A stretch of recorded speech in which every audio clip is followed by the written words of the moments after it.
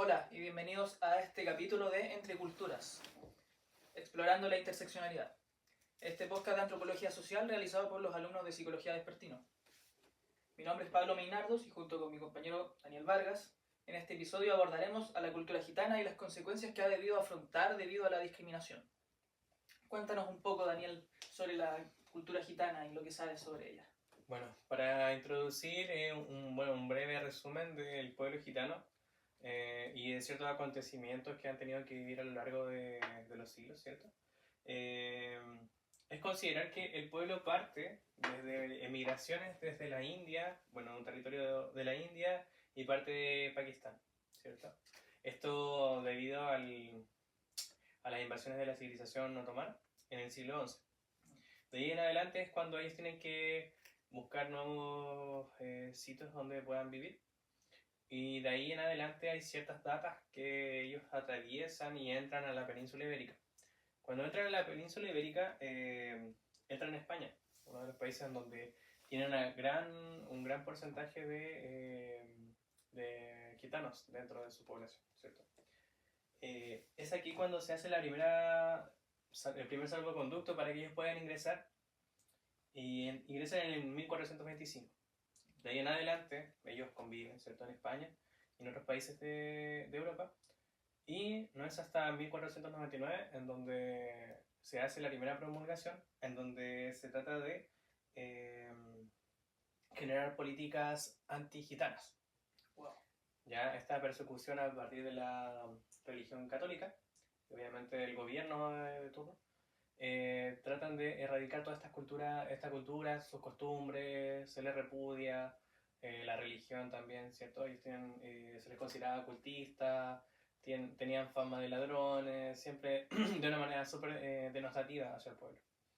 De ahí en adelante siguen un sinfín de persecuciones. Hay una fecha particular que se llama la Gran Redada, ¿cierto? Que es un episodio que, ordenado por el rey Fernando VI en España, se detuvo a 10.000 personas gitanas. Las familias fueron separadas, los hombres fueron enviados a trabajos forzados, mientras que las mujeres y niños fueron encarcelados. Este intento de genocidio tuvo repercusiones devastadoras durante 14 años, perdón. ¿Cierto? Eso es por decir una fecha importante en donde se hizo una persecución a través del odio al pueblo gitano. Pero esto dura aproximadamente 476 años, en donde esto termina con la dictadura franquista en España.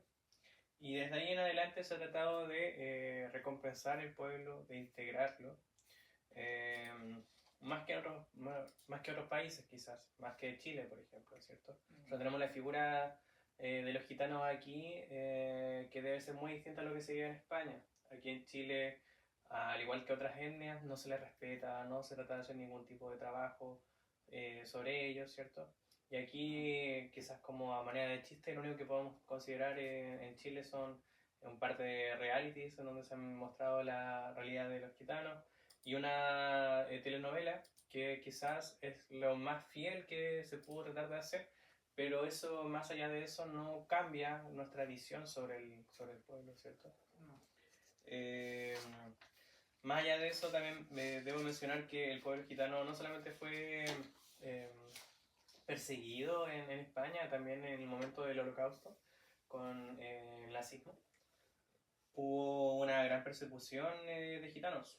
Se dice que más de 500.000 gitanos fueron esterilizados, deportados y asesinados en los campos de concentración. También hay una fecha particular que es el 2 de agosto de 1944, conocida como la Noche de los Gitanos, en donde 2.897 personas gitanas fueron ejecutadas. Desde ahí en adelante, y obviamente en distintas épocas, ellas han hecho emigraciones que tampoco hay tanta información como tal, pero sí sabemos que no es el único lugar donde se han asentado, como mencionaba recién, en Chile y en toda Latinoamérica, también en México hay pueblos gitanos, hay asentamientos de pueblos gitanos. Entonces, bueno, eso es con la introducción sobre el pueblo. También quería mencionarles que esta cultura la vamos a abordar dentro del particularismo histórico, que es propuesto por Frank Boas, un antropólogo, que se preocupa por contextualizar la cultura, ¿cierto? Anterior a Framboas existía el evolucionismo, entonces pasa esto de que tratan de quitar este pensamiento que generaliza las culturas, ¿cierto? Que todo, donde se piensa que todos van a la par, todos tienen que lograr ciertos pasos de evolución para que las culturas puedan avanzar.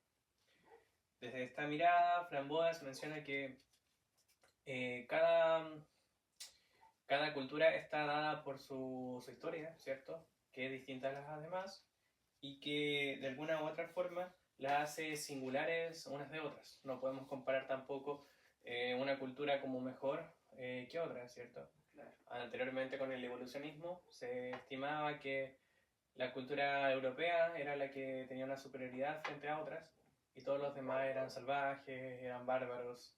Y aquí no se trata de hacer eso. Aquí se trabaja el concepto del relativismo cultural.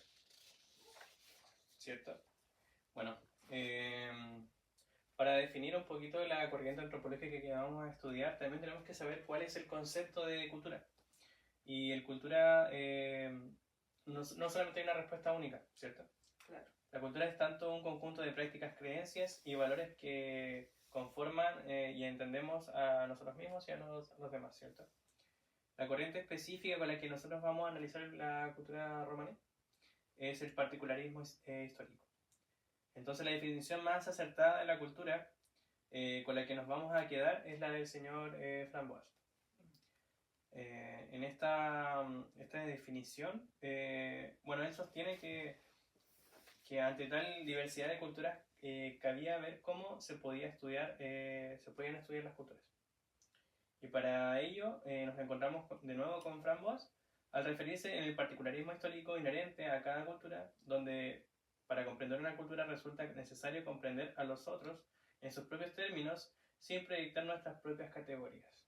Eso es súper importante, o sea, no puedo a partir de lo que yo estimo que es mi cultura, puedo tachar a alguien de bueno, malo, alta cultura, baja cultura, que es lo que se hacía anteriormente con el evolucionismo. De otra forma, siguiendo con lo que busqué y encontré, Framboas argumentaba que para entender una cultura no podemos imponer nuestras propias categorías y juicios. En sus palabras, para comprender una cultura resulta necesario comprender a los otros en sus propios términos. Este enfoque rechaza la idea de que existe una jerarquía de culturas donde el occidental se encuentra en la cima y los demás son inferiores a la primitiva, algo de lo que te mencionaba recién, ¿cierto? Framboas nos invita a estudiar cada cultura con un producto único de su historia y contexto.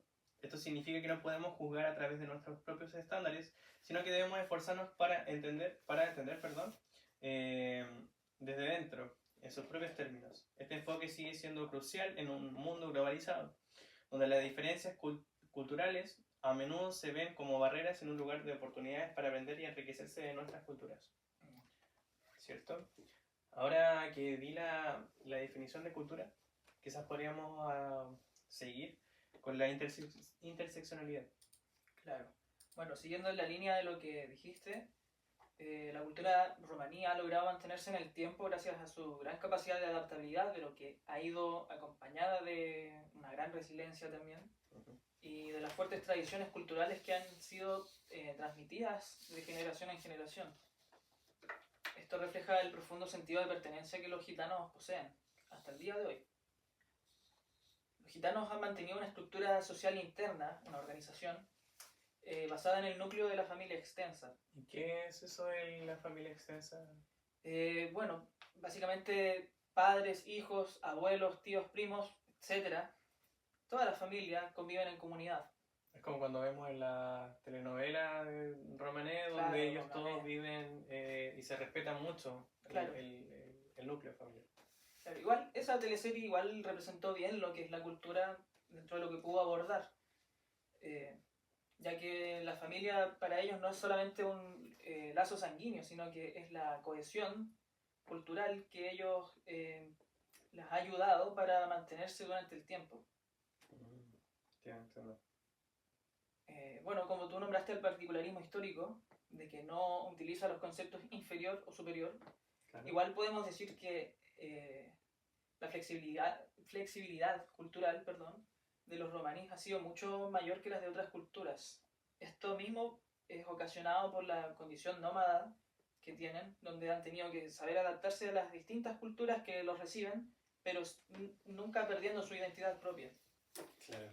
Es muy común que de alguna forma se conozca, bueno, quizá no es la idea recurrir mucho al tema de la novela, pero para las personas que la hayan podido ver, ahí se cita, por ejemplo, que se cree Santa Sara, y por lo que yo he visto, Santa Sara se cree, los gitanos lo creen en Chile, lo creen en Europa, en el lugar que sea. Pero como tú también dices, de alguna forma, los gitanos en Chile no van a tener la misma forma, o sea, tienen la esencia de ser gitanos, eso nace los gitanades, pero en distintos lugares han sabido acoplarse un poquito y hacer como esta mezcla de culturas, ¿cierto? Claro. Bueno, y es Pero sí, perdón. por lo mismo de que, claro, ellos no han sufrido tanto aquí quizás que como sufrieron miles de años, no tantos años, pero esos años que nombraste en España. Es muy distinta la situación. Y bueno, para poder abordar un poco la interseccionalidad y la relación que tiene con la cultura gitana, primero debemos saber qué es el concepto de interseccionalidad y un poco de su origen también. Como concepto, interseccionalidad nace del pensamiento crítico feminista de la segunda mitad del siglo XX, aunque las ideas y los temas que forman parte de esta noción ya se habían discutido desde hace mucho antes, desde el siglo XIX por lo menos. En ese entonces no tenía un nombre como tal, sí. Dentro del planteamiento que propone la interseccionalidad, a la que podemos entender como una perspectiva teórica y metodológica, se busca dar cuenta de la percepción cruzada que existe en las relaciones de poder, el género, la etnia, la clase social, la orientación sexual, entre muchas otras categorías de opresión. Estas están interrelacionadas y no actúan de forma aislada, sino que interactúan y se refuerzan entre sí de manera específica dependiendo del contexto en el que uno se encuentre, el contexto social, el contexto político, histórico, etc. Por ejemplo, no es lo mismo vivir la desigualdad siendo mujer que ser una mujer indígena y además ser una mujer indígena de clase baja. Wow. Eso es muy cierto, ¿no? Así que de esta manera la interseccionalidad no solo cuestiona las diferencias individuales, sino que también pone énfasis en las estructuras sociales y las normas culturales que las sostienen, en sus cimientos. Bueno, y habiendo dicho eso, podemos decir que la relación de la interseccionalidad con los gitanos radica en el análisis y la visualización precisamente que este enfoque hace de las variadas formas de opresión y de exclusión que ha enfrentado este grupo cultural, todas las que dijiste. Nos permite entender las identidades de las personas gitanas y cómo son marcadas por sus características, las que ya acabo de nombrar: etnicidad, nacionalidad, género, clase social, y en este caso en particular la conducta nómada, interactúan entre sí moldeando la experiencia de los gitanos en el mundo. Quería reparar, Pablo, solamente en el puro hecho de que ya la interseccionalidad está atravesada netamente por ser mujer. O sea, se descubre esto anteriormente al feminismo, pero ahí es cuando ahí ocurre se analiza el fenómeno y se da cuenta que ya al ser mujer, asociado a otro tipo de característica que pueda considerarse esa persona que, claro, como que es parte de ella, hace una opresión, una discriminación muy fuerte sobre cualquier tipo de cultura. En este caso, como mencionábamos, sobre los gitanos. Claro. No es lo mismo ser un gitano que ser una gitana, ¿cierto? O sea, son cosas totalmente distintas. Y bueno, y un poco sobre eso te voy a hablar ahora, porque la interseccionalidad se ha manifestado en la cultura gitana de diversas maneras. Las personas gitanas han sufrido grandes discriminaciones, han enfrentado el racismo de múltiples formas, desde estereotipos cargados de negatividad y prejuicios en los medios de comunicación incluso. Han sufrido exclusión en los diversos espacios de la vida diaria, como en el ámbito educativo, en el laboral, en el político, etc. Y la interseccionalidad nos ayuda a entender cómo esta discriminación no son eventos aislados, sino que son cosas que están arraigadas en nuestra cultura como actitudes etnocentristas, básicamente.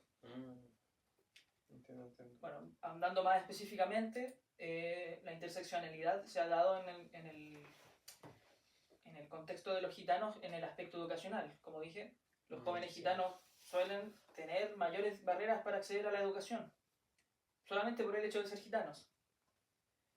En la intersección con otras identidades, con otras culturas, por ejemplo, la religión, como nombrada, juega un papel súper crucial en la identidad propia de los gitanos y puede ser tanto un factor que refuerce la cohesión cultural de ellos como que ayude a que aumente la exclusión externa que tienen.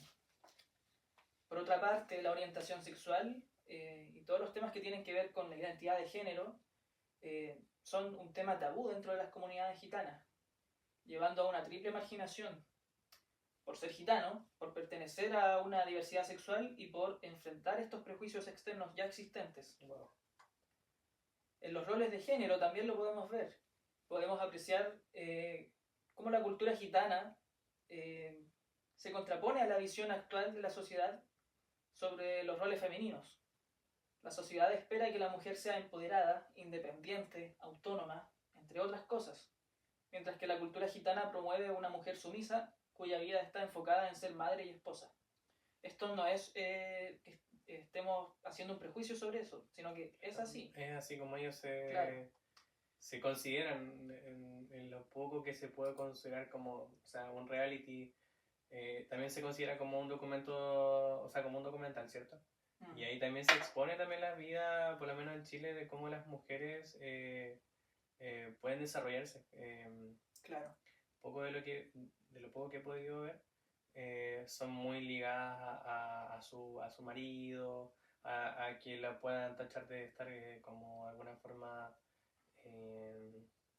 siéndole infiel, como que ahí el hombre siempre está como muy atento a que su mujer esté cumpliendo sus roles, como tú mencionabas, de forma sumisa. Claro. Y ahí no hay ningún reparo, o sea, no hay como una crítica, o es muy menor, muy general que los gitanas piensen que tienen que seguir ese rol. Claro, es que de hecho la cultura gitana, las jóvenes mujeres se casan desde muy pequeñas, valga la redundancia, y los matrimonios creo que hasta hace poco tiempo, no sé si seguirá siendo así, pero se arreglaban como en otras culturas que podrían considerarse primitivas. Pero recordemos que estamos hablando desde el particularismo, histórico, así que ninguna cultura debe ser considerada como primitiva. Perfecto. ¿Tienes alguna información quizás sobre la cultura gitana en Chile, Pablo? Por supuesto, Daniel. En el caso de Chile, la discriminación hacia los gitanos ha sido similar que en el resto del mundo, pero claramente existen actitudes que se dan a partir del contexto histórico y cultural propio que tenemos como chilenos. Por ejemplo, en el artículo Los gitanos en Chile, de viajeros eternos a viajeros soñadores, de María Paz Rubilar Donoso, se menciona que la cantidad de gitanos que viven en nuestro país es de 5.000 a 8.000 personas aproximadamente. O sea, no son tantos tampoco. No son tantos comparado con un aproximado de 18 millones. Claro. No son tantos, pero tampoco son tan pocos, la verdad. Y bueno, uno de los prejuicios y estereotipos que está más arraigado en nuestro país con respecto a los gitanos es que popularmente se les ha asociado con una vida marginal, con actitudes ilícitas, de engaños y estafas, sobre todo en cuanto a dinero se trata. Claro. Y el otro conflicto que han tenido la cultura gitana acá en Chile es sobre la normativa urbana, ya que debido a su estilo de vida nómade, se han llegado a tomar terrenos para permanecer en ellos durante cierta cantidad de tiempo, estos ya sean terrenos públicos o privados, y ha generado un ambiente de tensión con las personas que son dueñas de estos terrenos o con la misma comunidad local. Muchas veces este tipo de situaciones terminaron en desalojos forzados, lo que ha aumentado la actitud de prejuicio hacia ellos. Pero bueno, a pesar de todos estos desafíos, la cultura gitana ha demostrado una notable resiliencia cultural, como había dicho, y han preservado sus tradiciones, incluso frente a la marginación y la exclusión. Esta capacidad de resistencia también se ve en la forma en que muchas comunidades gitanas han luchado por sus derechos, que se puede ver de donde hemos sacado este material justamente para construir este podcast. No sé si tú tengas quizá una visión un poquito más personal, porque tú vienes de Santiago, ¿cierto? ¿Entiendo? Tú naciste en Santiago.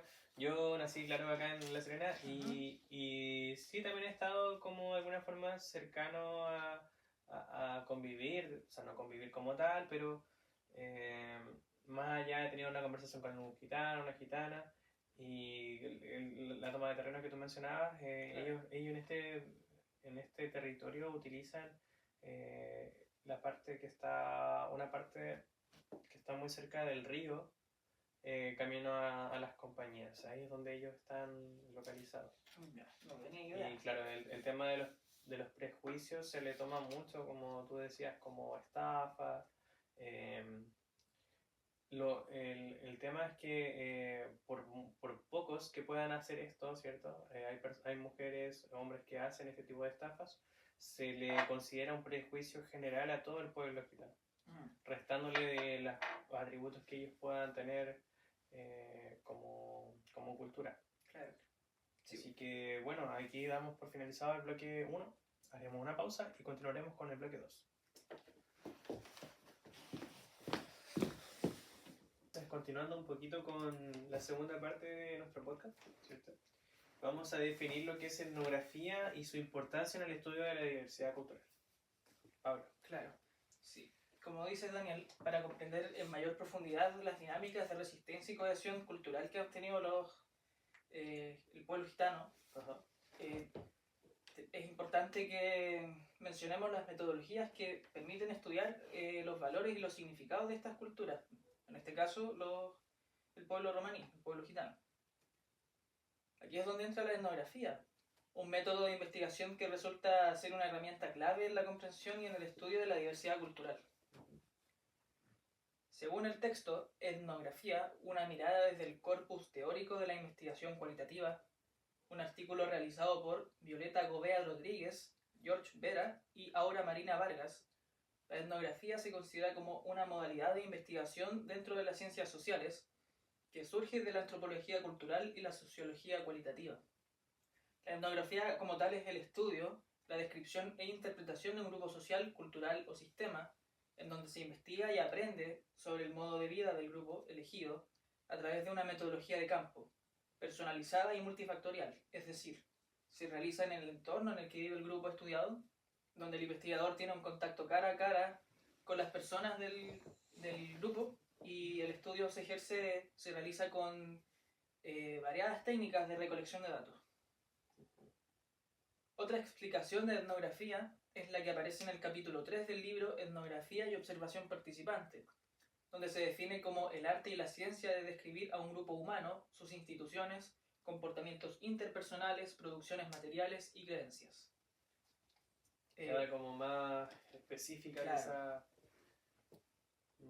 ahí como que se da a entender un poquito más. Claro, es como más simple y exacto. Más simple y claro. exacto.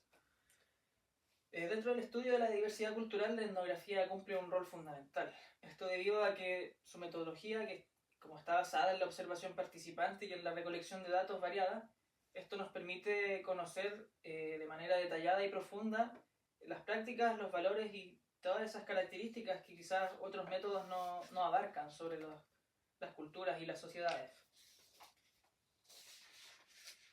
Y bueno, para poder hacer un análisis sobre cómo la etnografía nos puede ayudar a entender y comprender esta misma diversidad, la etnografía fue desarrollada por antropólogos a fines del siglo XIX y comienzos del siglo XX.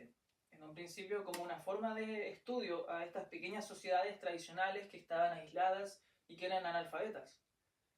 Esto era para reconstruir las tradiciones culturales que se habían perdido. Podemos mencionar que, sin embargo, en la actualidad se ocupa para diversos métodos de investigación y se realizan muchas clases sociales. La investigación etnográfica implica la descripción integral de un pueblo y su modo de vida, tratando de definir los patrones predecibles de comportamiento de los grupos. Como producto final de la investigación, la etnografía es una narración que hacen los investigadores de la experiencia vivida en esa comunidad. Generalmente es escrita en prosa, aunque también ha adoptado otras formas de literatura y de arte. pero siempre invita al lector a un encuentro con las personas, siempre trata de ser lo más clara posible. Estas historias que te menciono tienen tres maneras de categorizarse como las formas más comunes que se realizan. Son las historias contadas de un modo realista, en donde el investigador retrata de manera despersonalizada, de manera objetiva al grupo que estudia, y a pesar de que puede o no implicarse emocionalmente, cuando escribe ese relato se desentiende de sus emociones. Carece de las emociones. No Claro. sería tanto como una prosa, ¿cierto? Sería como quizá un texto más, Claro. más objetivo, como mencionas. Claro. El otro método son las historias contadas en modo confesional. En estas el investigador, o sea, el etnógrafo, narra explícitamente a través de su propia opinión, de su punto de vista en particular. De su subjetividad. Claro. Y el último, más común, sería las historias contadas de modo impresionista. Que asumo que son las más recientes, porque son abiertamente las que adoptan más técnicas literarias y diversos mecanismos artísticos. O sea, utilizan el diálogo, describen los paisajes, las escenas, esbozan a los personajes, etc. Finalmente, la etnografía la podemos considerar como una metodología investigativa que es de campo, es de estar en terreno y es de confiabilidad porque se compromete al estudio por un periodo de tiempo prolongado. Abarca una variedad de aspectos y es fundamental para entender la diversidad de las culturas que existen en el mundo. Perfecto. Ahora, habiendo dicho todo lo que la etnografía nos ayuda a comprender las culturas, hay otros enfoques de diversidad cultural, ¿verdad? Claro, y esa es la parte que vamos a abordar en el bloque número 3. Bueno, ya en el bloque 3 nos toca definir un poquito lo que son los enfoques de la diversidad cultural. Y en estos están incluidos el asimilacionismo, el segregacionismo y el integracionismo.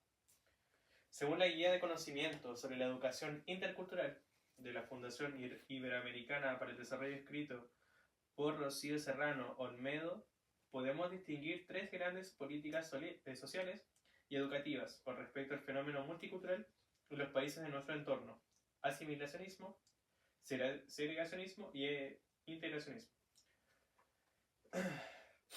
Todas ellas responden a un enfoque asimilacionista ante el tratamiento de la diversidad cultural en el ámbito educativo y social alejado, aunque hay diferentes niveles de conceptos de educación intercultural que en esta guía manejamos, ¿cierto? El primero es el asimilacionismo. Este modelo plantea que los grupos minoritarios deben abandonar sus culturas originarias y adoptar completamente la cultura dominante. Aquí la diversidad se percibe como un problema y el objetivo es homogeneizar a las sociedades a una sola cultura. Un ejemplo claro de este enfoque ha sido el énfasis escolar en la enseñanza rápida e intensiva en la lengua oficial del país, ignorando e incluso rechazando la identidad cultural del origen de los estudiantes. Claro, eso podría ser como aquí en Chile, que se enseña solamente español y no se enseñan mapuche o aymara, quizás, ¿no? Claro, en Estados Unidos con los mexicanos y así, claro, un sinfín de otras minorías, ¿cierto? Exacto.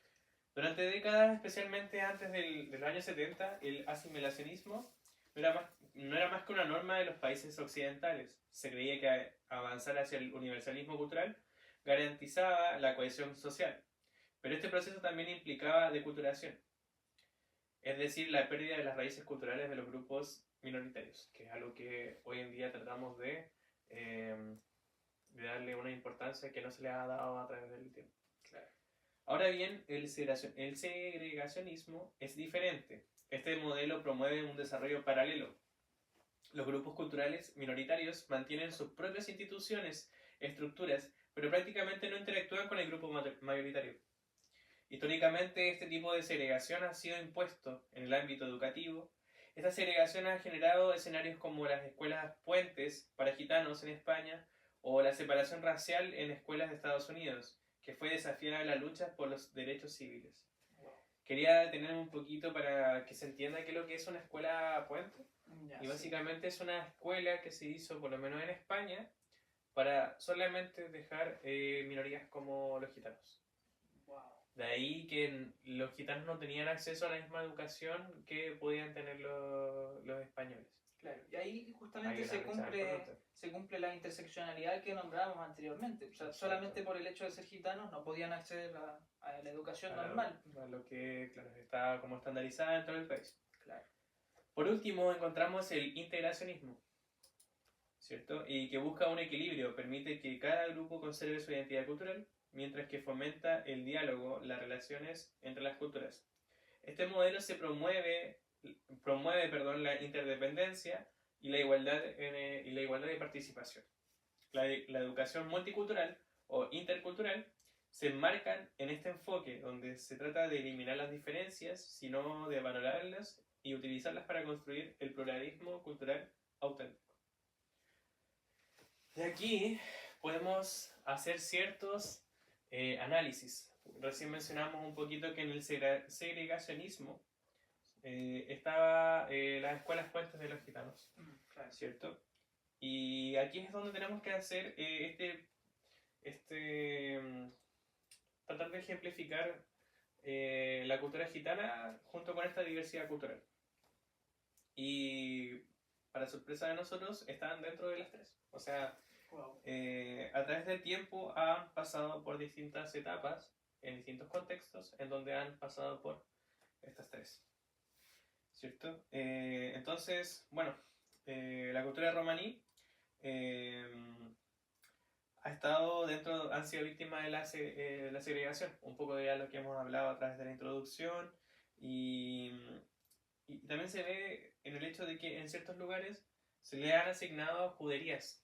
Las juderías son recintos, espacios delimitados en donde se albergan las minorías. En este caso los judíos en un momento dado los dejaban apartados. Y esto mismo también pasaba con los gitanos, ¿cierto?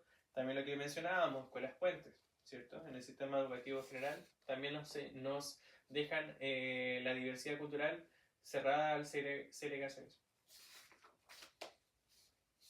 ¿cierto? Durante siglos los gitanos han tratado de enfrentarse al asimilacionismo, obligados a renunciar a su lengua y tradiciones para ser aceptados en las sociedades mayoritarias. También con la religión, como hemos hablado, ¿cierto? Este fenómeno en donde los católicos tratan de hacer que los gitanos dejen sus creencias herejes, ¿cierto? Sus cultos, como podrían mencionar los católicos, desde una mirada un poco más como desde una mirada más superior culturalmente, ¿cierto? Igual una reflexión mía propia, igual es como difícil que en cierto lugar se implemente el idioma de los gitanos si justamente son una cultura que se caracteriza por ser nómada. O sea, su característica principal es el viaje. Pero bueno, es una observación mía propia. Ah, claro, mira.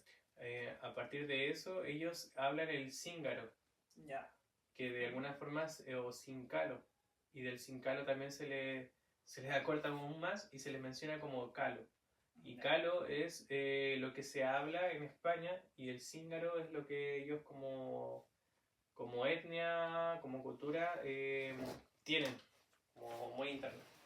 Ya estando en España se les menciona como el calo y no sé pronunciar en portugués, pero también tiene una modificación el calo para las partes como Brasil o Portugal. Ya. ¿Cierto? También esto pasa en Hungría, pasa en otros países de la península ibérica. Y solamente me falta detallar, Pablo, que en el caso de España, después de 1978, se ha tratado de integrar a la cultura gitana, ¿cierto? Y a través de eso se ha tratado de hacer contribuciones culturales junto a los romaníes. No sé si te has dado cuenta, pero en España hay una tradición que abraza un poquito el flamenco Y eso Claro, es sí. a partir de los gitanos. O sea, Ya. si uno piensa en España, en algo como bien folclórico, está el flamenco. Ya. Y viene de raíces Pero gitanas. esta integración a modo de cómo arreglar lo que hicieron en años pasados, ¿no? Un Claro, poquito, en sí. parte, para enmendar toda esa persecución que hicieron por los 400 y tantos años que dijiste, ¿no? Sí, po. Tratan de mejorar tratan de llegar a una igualdad, pero que de alguna forma es súper valorable. Es súper valorable Sí. que el país quiera hacer esto, pero la sociedad demora un poco en esto. Demora en ver que, claro, hay ciertas legislaciones, hay ciertas leyes que amparan a cierto grupo, pero cuesta que las generaciones que tienen algo tan arraigado lo vayan procesando, Claro. digiriendo y diluyendo ciertas conductas medias racistas Claro. que se han vivido. O sea, igual es súper destacable porque debe ser España de los pocos países que ha realizado esto, ¿no? Claro. Y ahora es cuando yo trato de hablar un poquito sobre las estrategias para promover la inclusión y la diversidad cultural, Ah, perfecto. ¿cierto? Ya hemos hablado un poquito, ¿cierto?, sobre el área de la educación y la sensibilización. Se establece la lección gitana, que es un texto precioso, lo recomiendo, no es muy extenso, pero ahí detalla con mucho respeto las tradiciones y la cultura gitana. De ahí extraímos gran parte de lo que estamos mencionando. Bueno, en esta campaña de la Fundación del Secretariado Gitano busca contribuir al conocimiento del pueblo gitano y luchar contra la discriminación integrando su historia, su cultura en el currículo educativo. Se han desarrollado recursos educativos para diferentes niveles que abordan la historia y cultura gitana, promoviendo una visión respetuosa y comprensiva.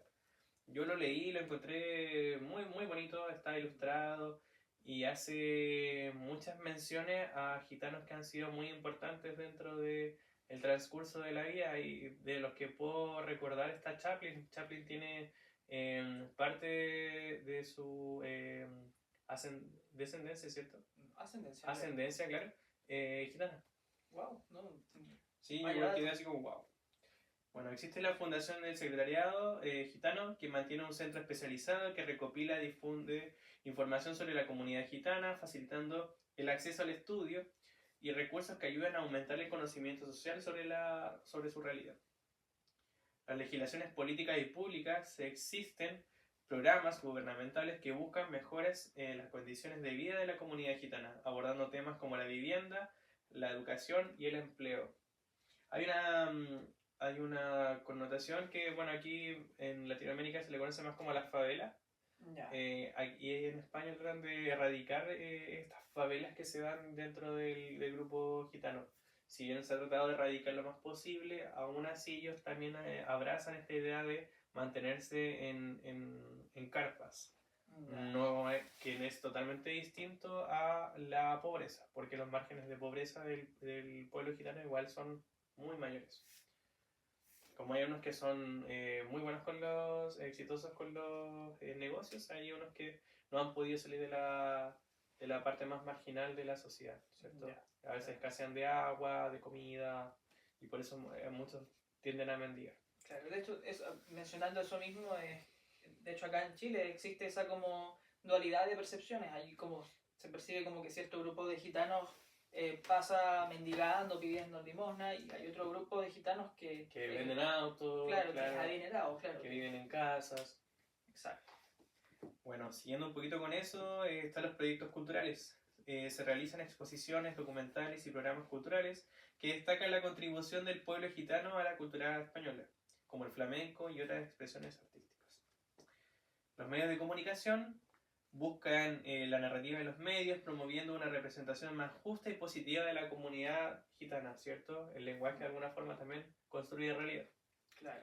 Y a través de eso es que se puede como generar un cambio también de estas estigmas que se tienen, de estos prejuicios. Y bueno, y junto con las colaboraciones de organizaciones, alianzas con la ONG, se colabora con diversas organizaciones no gubernamentales para implementar programas de sensibilización y apoyo a la comunidad gitana, fomentando su participación activa en la sociedad. Estas medidas son parte de un esfuerzo más amplio para erradicar el antigitanismo y promover la inclusión y el respeto hacia el pueblo gitano en España. Wow. Bueno, ya ahora que hemos dicho todos estos aspectos de todas estas características que hemos abordado del pueblo gitano, y ya para ir cerrando este episodio, a manera de conclusión, podemos concluir que, según la visión del particularismo histórico de Boas, el pueblo gitano tiene que ser considerado como una cultura, que no es ni superior ni inferior que otras culturas, sino que es singular, es única, llevando hasta el día de hoy su esencia.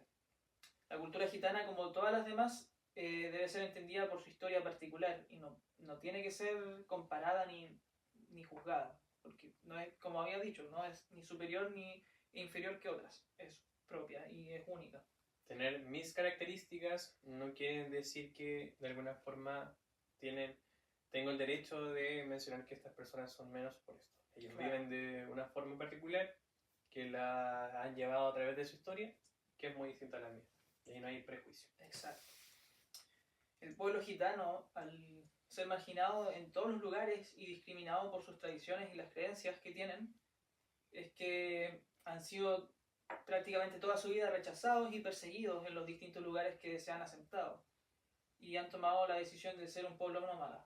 Y igual eso, las normativas que nombraste que se están haciendo en España son recientes y no se dan en la mayoría de los países. Y aunque los gitanos comparten ciertos valores como la centralidad de la familia extensa y toda esa organización que nombramos anteriormente, también presentan diferencias según el país, la región y la interacción con otras culturas. El particularismo histórico permite visibilizar estas diferencias sin caer en las generalizaciones reduccionistas y los prejuicios y que se juzgue y todas esas cosas. Bueno, por otro lado, no hay que perder de vista la discriminación de las que han sido objeto durante mucho tiempo, ya que a lo largo de la historia se les ha visto como seres no deseados y en algunos casos dignos de eliminar.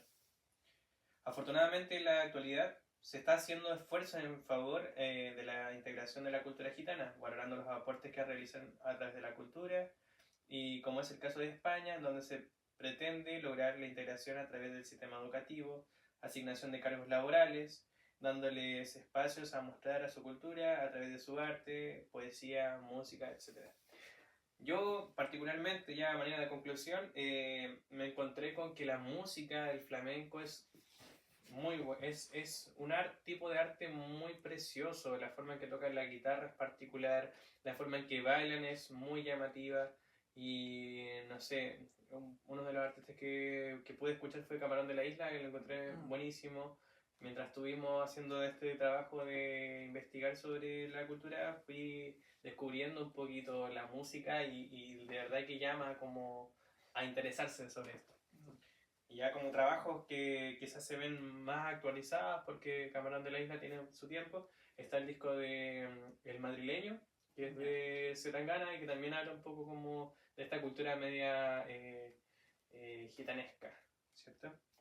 Bueno, no hay que dejar de lado que una ley que duró por más de 476 años, que apenas se elimine esto, no es como que wow, o sea, hay un cambio inmediato. Claro. Existe una enculturación que va de familia, de padres a hijos, y que eso tiene que ocurrir de alguna forma, un abismo generacional que diga ya hay una ley que los ampara, hay que tenerles respeto, son personas tan valiosas y tan iguales a nosotras, con su cultura particular, pero que desde una mirada del relativismo cultural no podemos discriminar, no podemos sentenciarlas y considerarlas como personas de menor cultura. Claro. Así que eso, Carlos, ha sido un gusto trabajar en conjunto y podemos dar por finalizado nuestro capítulo del podcast de Entre Culturas. Hasta luego.